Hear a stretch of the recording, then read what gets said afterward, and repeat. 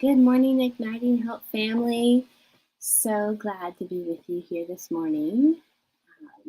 Excited to have some of you jump on and, like always, tell us where you're jumping on from this morning. I'm in very sunny, very warm Northern California. We actually just took a friend over to the coast in the Redwoods, and it was just gloriously cool. So coming back to Redding, I have to attach great faith in this season to, yes, we are supposed to be in Redding, and I'm excited, but let me know where you are tuning in from. Excited to share with you some little nuggets of truth about heading to the promised land that have really brought me some freedom. Hello, Valerie. You and Doyle are such a sweet, lovely couple. Glad to see you on here. It's so great to meet you at Igniting Hope and Joy, Abounding Hope and Joy conference.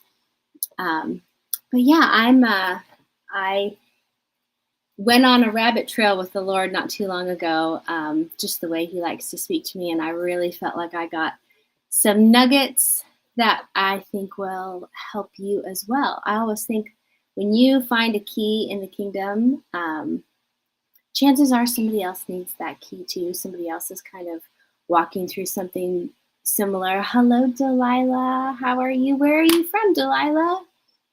You look like maybe you are international, but these days you could be from anywhere. Maybe you're my neighbor. I don't know. But man, we know that we're headed somewhere. Hi, Debbie. As believers, we are headed into this glorious promise, which really is, it's not a destination, but we are headed somewhere. We're headed into living in a way that matches what God intended for us. So I love looking back at the Old Testament and being able to see what they say, like the types and the shadows that were mentioned in the Old Testament that really mirror what we are going through now as believers. So, I know that I have been saved. I've been set free from Egypt. I have my freedom and I'm headed to the promised land. And I am not sure about you, but in my journey, it would feel like I get a good amount of momentum, walking in the promises of God, walking in my identity, seeing some amazing things happening with my relationship with the Lord as I minister to other people, seeing some wild miracles and testimonies.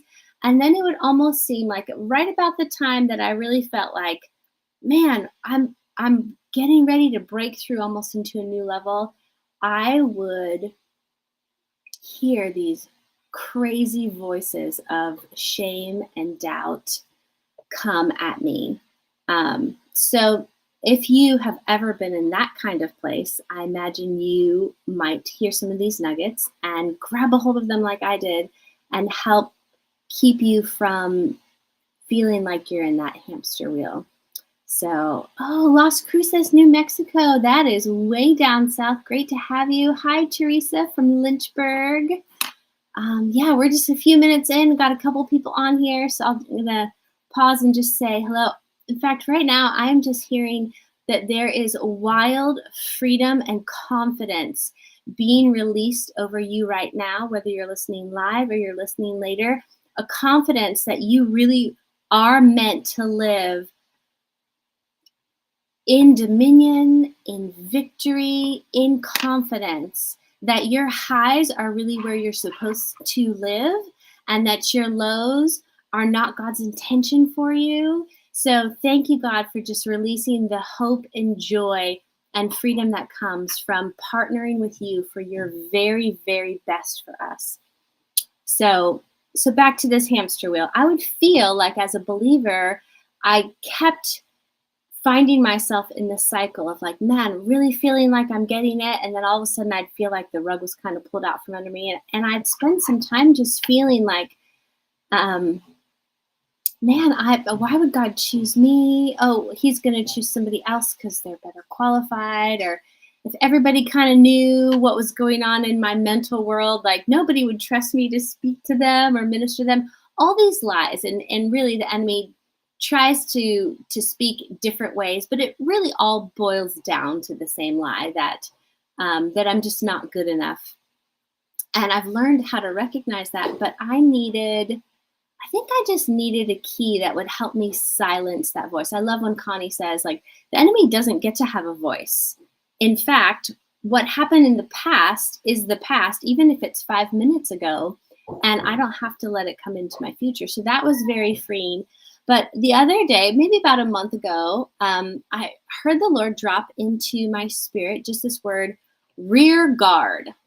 And I've been a believer long enough to know, like, oh, I've heard that term from the Word of God, but why is God telling me this?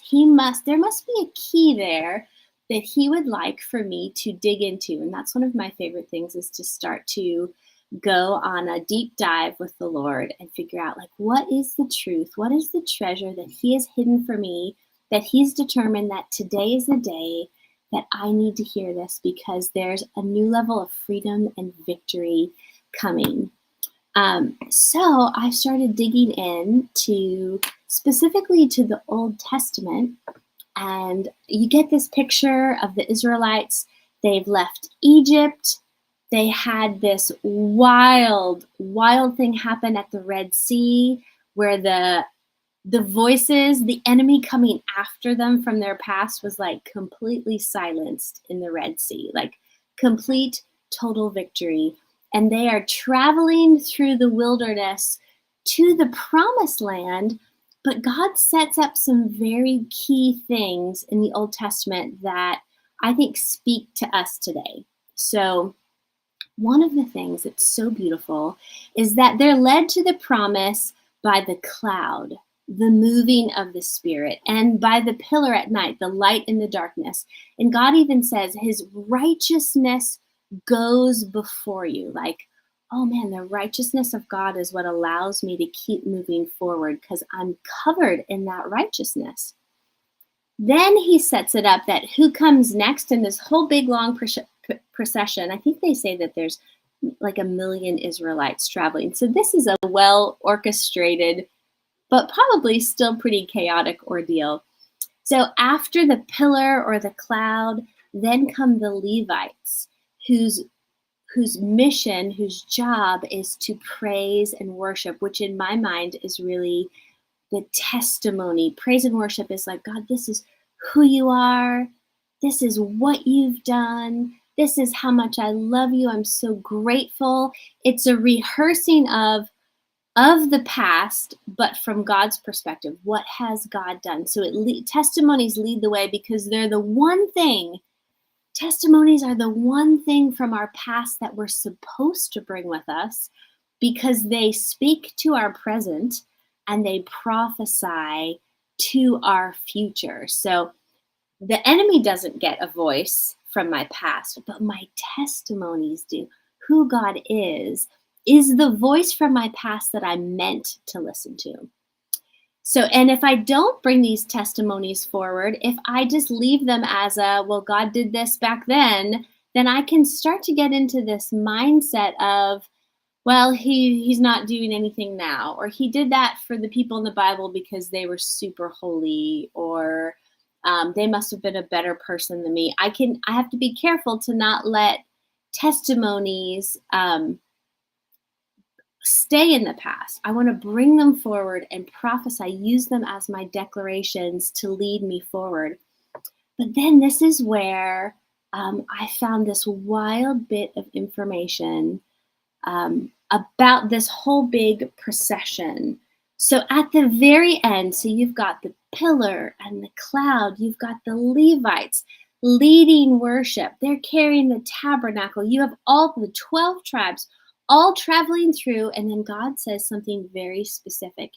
He says that He is setting the tribe of Dan as the rear guard for the entire people of Israel. And the Lord actually references in the Bible several other times where He's the rear guard. And That's easy for me to understand. Like, okay, God's behind me, He's before me, He's beside me, He's all around me. Like, that makes sense to me. He's got me covered, He's got my back, which is awesome. But then when I saw that He specifically appointed a tribe, not just like rock, paper, scissors, who gets to be at the end, or not a rotation. Well, on Tuesdays, this tribe gets to be there. He picked the tribe of Dan specifically. So I looked up what Dan means, and there's a couple key things that Dan means that I think are key to me in being able to move forward and not let my past sneak up behind me and steal my momentum. So here's what Dan means. Dan means judgment. Wow, okay, so what protects me from the enemy's attack? The enemy can't use my past against me because the judgment has already been made and payment has been exacted through Jesus. So I'm a child of God. So when Jesus took my place, He took my judgment, He took the payment for my sins for my today and for my future. So the judgment of who I am as a person was already paid when I said yes to Jesus. When my old self died and I came alive, judgment was made. So that's one of the things that protects me, is knowing that Jesus has already done the work for me. He already paid the price for me. I'm not waiting at the end of every day to see, how did I measure up today, God? I don't have to worry about a constant measuring stick or constantly feeling like I'm falling short, and that would keep me from going forward. Dan also means to contend. The contending for my life is over. Jesus already accomplished that. So my only position now is coming into agreement with who God says that I am. Fully redeemed, fully restored, a daughter who carries dominion in victory. That is who I am. Dan means to strive. So the striving is behind me. It's not something that is in front of me that I'm constantly trying to strive and work for this place of approval or for my place as a daughter. The work was finished on the cross with Jesus, which is why it protects me from behind. And I love this. So if we would happen to get these things out of place, if we would say that the judgment, the striving, and the contending is ahead of me, then think about how much work we'd have to do as believers. And then that's when the enemy comes in and is like, well, you'll never do it right. You can't do enough work to be made righteous. And the Lord consistently tells us, you're right. You can't do enough work. This is why I sent Jesus. Because what He did now comes in and it makes a line in the sand behind me that protects me from anything that happened in my past. Oh, Jesus already paid for that. Oh, Jesus already did the work on the cross. I am not working for victory. I'm working from victory. Oh, Jesus already did these things. So if I switch them, though, that's when I start to lose my hope, my joy, and my energy, because constantly feeling like you're under judgment is exhausting. Constantly feeling like there's, oh, if I just do more, then I'll be able to unlock that promise of God. Oh, if I can just fight harder, I will unlock this promised land ahead of me. And Jesus is like, I've done that, and I've done that already for you. So I don't have to be constantly pulled backwards or my momentum slowed down because this voice of the past, what I'd call the voice of shame, because shame is this idea that there's something that I did that makes me unworthy. And if you let the enemy's voice keep speaking to you, then he'll have you convinced that what Jesus did was not enough. And we know that that's not true. And Jesus reminds us again and even sets the whole stage in the Old Testament to show us that when Jesus came and died in our place, there was a decided decision. The judgment was already made for us to be able to move forward. I love this verse related to this. Isaiah 52:12 says, "For you shall not go out with haste, fear, or terror, or by flight like a fugitive, for the Lord will go before you, and the God of Israel will be your rear guard." I'm not meant to live in fear of judgment. I'm not meant to live in terror. That the enemy's coming after me, that he has anything at all that he could hold against me. I'm not to live in that kind of terror or fear. I'm not running away from my past, because there's a separation point between me and my past, and it's Jesus. So I get to go peacefully into my promised land with the voices of the past silenced. The one voice from my past that I get to bring with me is the testimony of what God has done. So I'm pulling those from the past into my present, into my future. So this journey to the promised land is being beautifully held in the power and the promise of what Jesus did, that it was already accomplished. Isaiah 58:8 says, "Then your light shall break forth like the dawn. Your healing shall spring up speedily. Your righteousness shall go before you. The glory of the Lord shall be your rear guard." In that case, rear guard means a division, to remove, to gather, to separate. So when God is my rear guard, he removes me from the voice of the enemy trying to bring up my past. He separates me from the decisions I made in my past, because they're now covered by the blood of Jesus. And he gathers me to himself. And all the promises that God has for me are in that moment of separation. Because of what Jesus did, I don't have to listen to the enemy trying to bring up my past. I don't have to wait for a sneak attack from behind that just has me go back to that low place of like, man, I'm not worthy. I'll never be worthy enough. I shouldn't even try. That's the enemy's voice, and it's silenced because it meets Jesus. It meets Jesus as my righteousness before me. It meets Jesus as the judgment for sin behind me. He is all around me. But I needed to know very specifically that he is my rear guard. And as I'm traveling to the promised land, as I am aligning with God's hope and truth, I am protected on all sides because of who Jesus was and who he is. So every detail that God has is so filled with truth and hope that he didn't just randomly pick any tribe as he was leading them out. He picked the one that gave a complete picture of the power of being surrounded by the Lord and what it does. So I bless you.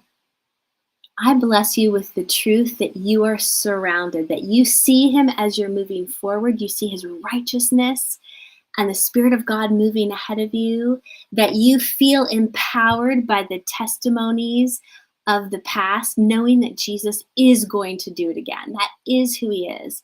And I bless you with this truth that he is behind you, separating you from the past, separating you from anything that the enemy would try to bring up against you. Hey, don't forget this.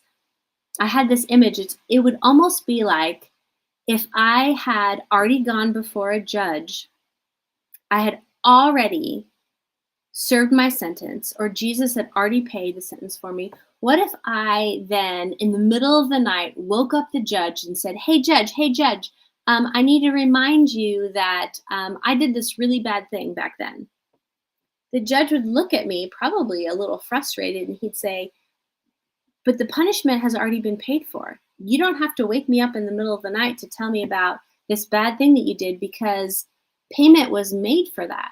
Shame consistently tries to tell you like, oh, that one thing that you did, you need to come sit in that, and you need to be properly filled with shame over it. And he will do that in a way that will make you feel like, man, this disqualifies me from all those promises. I know Steve says this is something uniquely wrong with me, that all these promises don't work for me. No, that's the lie of the enemy. And if you see yourself moving forward, imagine with me, Jesus, you are my rear guard. You are behind me, and what you've done, the striving, the contending, the judgment has already been made for me. So I bless you, Igniting Hope family, that we are free. We are surrounded by the power and the love of Jesus through what he did for us. And we are headed to our promised land full of joy and victory. Can't wait to see you again soon.